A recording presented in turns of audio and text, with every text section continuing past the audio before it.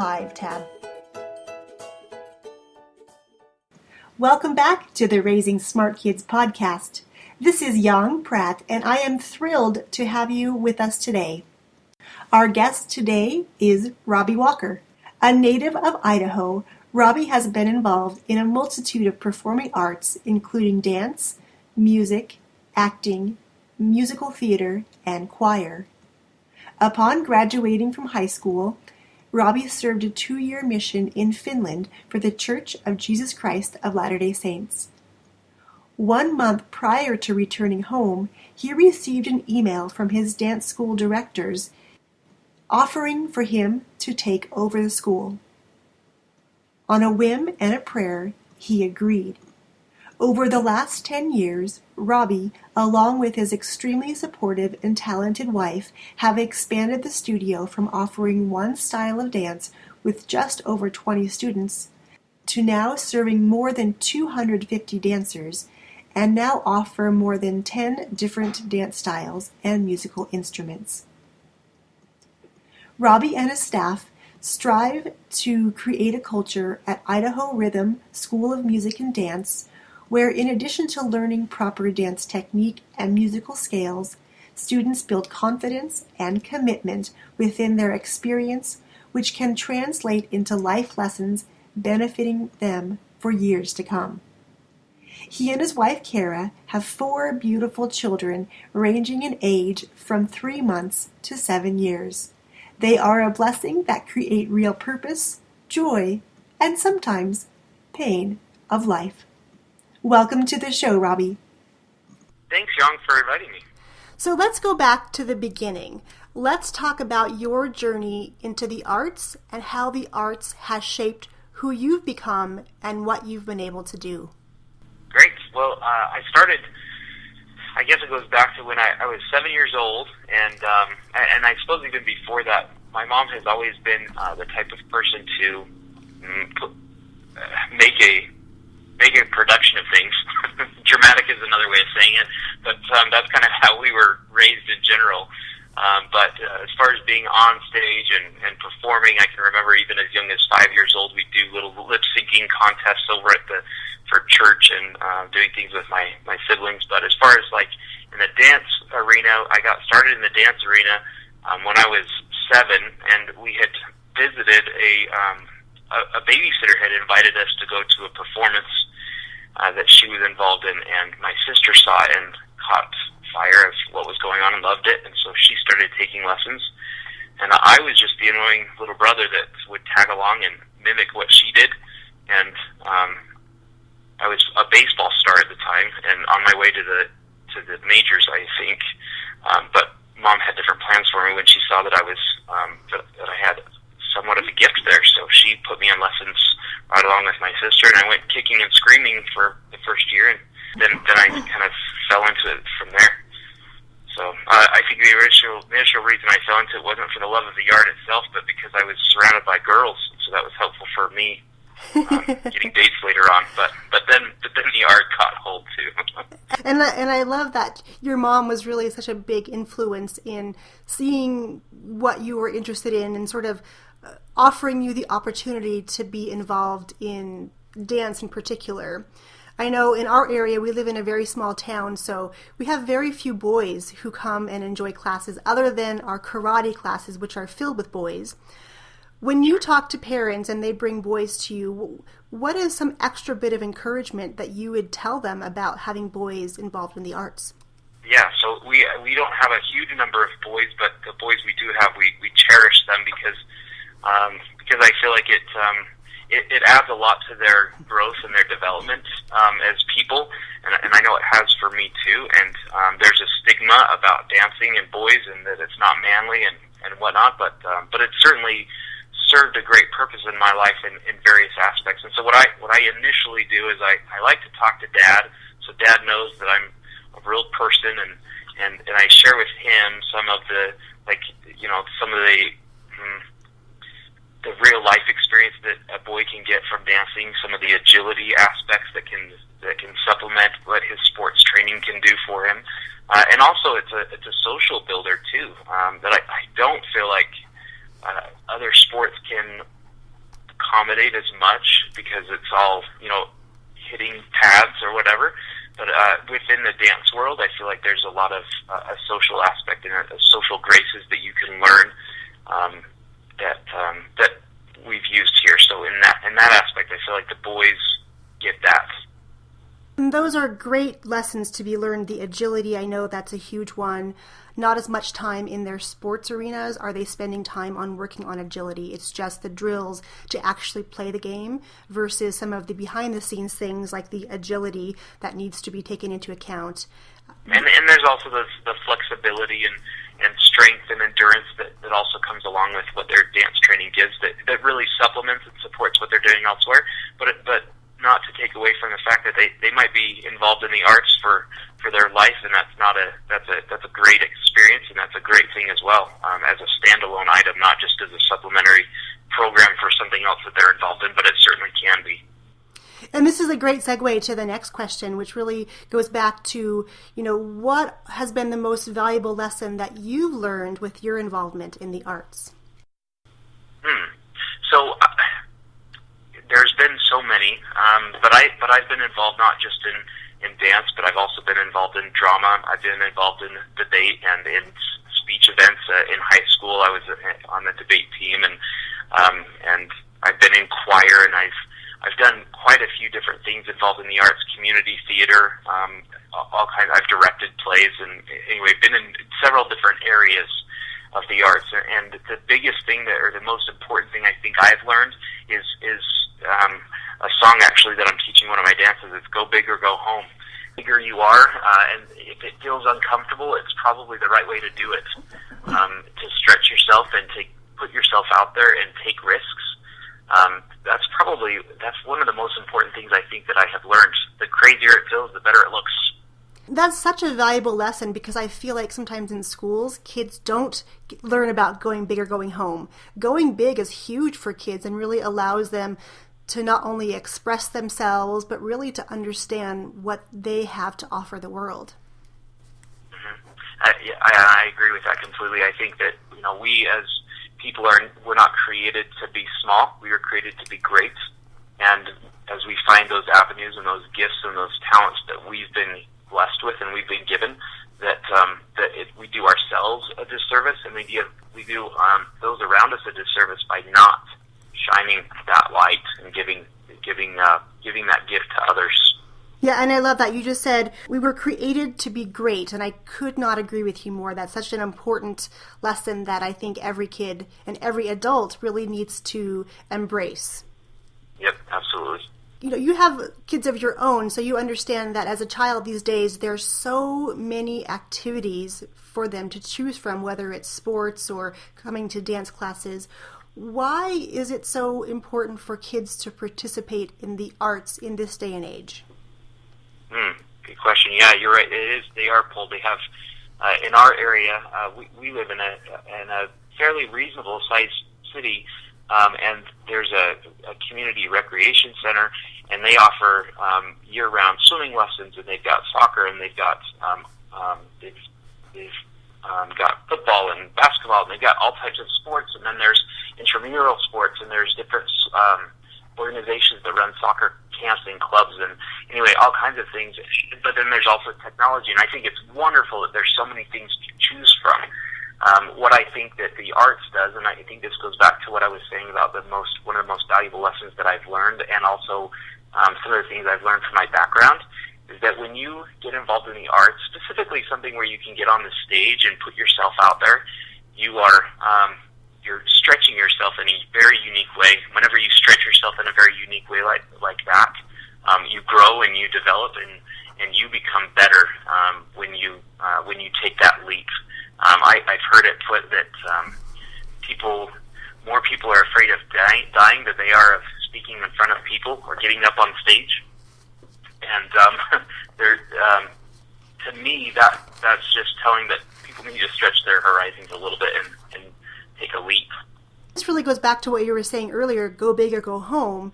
I know, going back to the whole school setting and what that looks like today, I feel like there's this little box of what kids are told to become and what they can do and what they can accomplish. And usually it's not a very big picture. So for them to learn to stretch themselves, and that it's okay to make mistakes, and that it's okay to be uncomfortable, and in those moments are the times that we grow most. Correct. Yep. One of the big things that I know that we have in common is that we really believe in the confidence building that the arts has to offer.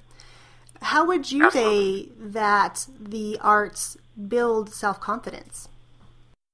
Yeah, that's thanks for mentioning that. So I have, I mentioned, or I had a parent come in just the other day, and I always take informal polls with my families just to see how things are going and make sure that we are on target with our key performance areas that we focus in on and make sure we're doing well on as a studio. And so I asked her how her child's classes were going, and we teach music lessons and dance classes here, but she specifically was in a dance class, and she was explaining how, my daughter, we thought this was going to be good for her, but we had no idea how tremendously good this was going to be for her. And she just spent the next 15 minutes talking about how their daughter, once she was in a setting where she felt comfortable, she would start to expand and be more friendly and outgoing. But if she was in an uncomfortable situation, she clams up and she just doesn't do anything. Well, they thought that dance might help give her some more confidence, but in a few short months even, because they just started in September and here we are in February, she has gained, she just said that her daughter is so much more outgoing. She's accomplishing more in school. She's easier to make friends. It's very easy for her to make friends at this point, and it's because she has that innate talent that she knows she's good at something, and she's just in the beginning stages of learning what she's doing, but she's feeling confident about herself, and that's stretching out into every other area and aspect of her life, and it's making a huge difference. And that's not the first and only, that's not an isolated experience that I've heard. That's just the most recent, but I hear that often. Hearing those stories really is what inspires me to continue on and offer the opportunities that we do in our small town. And I know you mentioned just in that little bit there that the confidence that she has gained through coming to classes has transcended your studio, and it has helped her in school, which is tremendous. Right. And I'm a firm believer that we're here, we're not here just to create, professional musicians and professional dancers. In fact, I know that 99% of our dancers and students that come here aren't going to go on to college or be professionals, and some of them may start their own studios, and more of them may teach.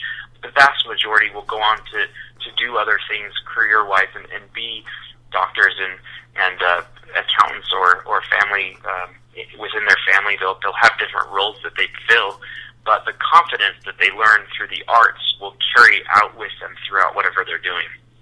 And I completely agree with that.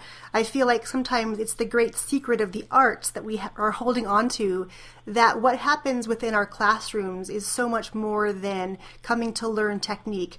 Like you mentioned, this mom said she brought her daughter to come in to help her to expand her opportunities and to learn to be better in situations where she was uncomfortable. But parents, I think, sometimes don't understand the full magnitude of what really is happening. It's that little bit of glimmer in the classroom that once we unleash that, I think magical things are bound to happen. Yep. And if you have a great teacher who's facilitating those things, who sees beyond the plies and the pointed toes, they can really facilitate that within the dancer so that they can teach those life lessons. And that's something that we emphasize here at the studio, that the lessons that they learn inside the room when they're taking lessons, they can incorporate those same principles that they learn there, like the hard work, the dedication, those types of things, into their real-world experience, and it will help them be successful regardless of what field or area they go into. Absolutely right. And I know sometimes as teachers, I think we work really hard to form these individuals and shape them and hope they go on to these professional careers, which is always the goal, but it's almost as equally gratifying for them to go on and do something different, but yet still see those lessons that they've learned in our classrooms come through in their work. Absolutely. Yes, I agree. for parents listening, if they're on the verge of wanting to maybe try out a dance class or a music lesson, what advice would you give them about finding a great place to go, whether it's a great school or finding a really great teacher that's going to help their child get to that next level? That's a good question. Some of the best questions that I've heard come from parents who ask things differently. They get beyond the question of, well, how much is it? And that's pretty much where they stop. But they ask, how much is it, or when do we perform, or little things like that. And they get more in depth into the questions to us as a studio, saying, even beyond the credentials of the teacher, and just say, well, what is your philosophy of teaching? What is your goal? What's your end goal with my child? If we were to be here for 10 years, what do you want to see out of them? What does your school's path follow? I feel like that's very telling, because you'll have some studios or some places or some teachers that really don't know. They don't know what they're doing. They're just winging it. But you'll have some studios and some places, some teachers who have that passion of building positive characteristics. And also, obviously, we're here to teach good dance classes too. So you want to have somebody who knows strong technique and knows those things. But anybody can learn those things. But it takes a special person also to incorporate good characteristics and good mentoring. And I feel like those things are where the investment comes screaming out, is when you have somebody who's a positive mentor who benefits beyond, like I said, just learning how to learn the 5 positions of ballet. An article about a dad who, in the title, is something to the effect of why I don't pay for dance classes anymore. Oh, yes. Yeah, I have seen that. And it's such a beautiful story because it really resonates and reflects everything that we've talked about today, how it's an investment. Getting parents to understand that the investment is not financial, but the investment is in creating those skills and developing that character that can lead to greater things down the road. Absolutely. And I think that's a big key is seeing it for what it really can be. You can get involved in any dance class or any activity for that matter, and I would stretch this on into sports or anything where you can learn skills and whether you can learn how to shoot a basket or anything else. And that's, you can pay for that, and you can find that pretty much anywhere. But there are activities and there are situations, teachers and coaches out there that are have those skill sets, but they also create the long-lasting impact that goes beyond the actual sport or the art itself. And so my biggest encouragement is to look for those experiences, because that's where you're going to get the most bang for your buck, as they call it. And as a dad with 4 kids, I know that every dollar needs to be stretched as much as it can. And if it's a difference of $10 or $15, but my child is getting a lot more out of their experience from Studio A or Studio B, I'm definitely going to go with the one that offers the more value. And looking long term, I can see that I'm going to get an investment or a return on that investment from my kids, and seeing them develop and seeing them grow. So. And that's such an important lesson for parents, because I think parents, like kids, are being pulled in lots of different directions where there's lots of choices. So when I'm talking to parents, the one thing I tell them is, the one question I ask them is that, is your child a better person for having participated with that studio or whatever activity that is? And if the answer is yes, then it's definitely a win. If the answer is no, and they come out maybe going the opposite direction where they're learning some bad skills, then as a parent, that needs to be, a choice that we make. Yes, that needs to be addressed and corrected for sure. Before we wrap up our call today, I wanted to find out what is the best way for our listeners to get in touch with you if they have more questions perhaps about getting boys involved in the arts or anything maybe about your philosophy of teaching. How can they best get a hold of you? Absolutely. I'd be happy to visit with anybody about those things. They can reach me via email, and my direct email is Robbie, that's ROBBIE, @IdahoRhythm.com. That's the best way to reach me. Great. And you can visit our website also. Our studio website is IdahoRhythm.com. But as far as communicating directly to me, that's the best way. Excellent. And I will also make sure that in our show notes, there's some direct links to you so they can easily access you and ask any questions that they have. Wonderful. What is one final parting piece of advice you could tell parents? Yeah, well, I think to wrap it all up in a nutshell, I think that really take the leap and just go for it. I see that there is a lot of value. I'm hoping that throughout this call and throughout all of the calls that you have, Young, that the message is clear that there's extreme value in getting involved in the arts. That it's not just about getting through the dance steps and learning choreography, but it's about expanding vision and boosting confidence and giving kids an opportunity to grow and develop into responsible human beings. And these are really excellent ways to do it. So my encouragement would just be to go for it. Take the leap. And that's excellent advice and very actionable. All right, listeners, so you've heard it from Robbie. You just need to go out there and go for it. Get your kids involved in the arts and then see what the arts has to offer for your child personally and help them create a bigger vision for their lives and grow into that leader and that creator that you know they were born to be. Thank you so much, Robbie. I really appreciate your time and your wisdom and for sharing with our listeners today. Absolutely. Thanks, Young. Thanks for tuning in to the Raising Smart Kids podcast. If you enjoyed the show, please share us with a friend and leave us a review here on iTunes. Be sure to head over to artsmartparenting.com for free updates to help you raise a smarter kid through the arts. And if you're looking for more ways to propel your child's learning, join me each Wednesday for a free live webinar where you'll discover how your child learns best, how to supercharge learning, and the often hidden mismatch between teaching, testing, and your child. Sign up today at artsmartparenting.com and click on the Live tab. Stay tuned for upcoming episodes where I'll be sharing tips and tricks to incorporate the arts into your already busy schedule and expert interviews with artists, educators, and entrepreneurs on how the arts can help you raise a smarter kid. Until next time, I'm Young Pratt, your partner in raising smart kids.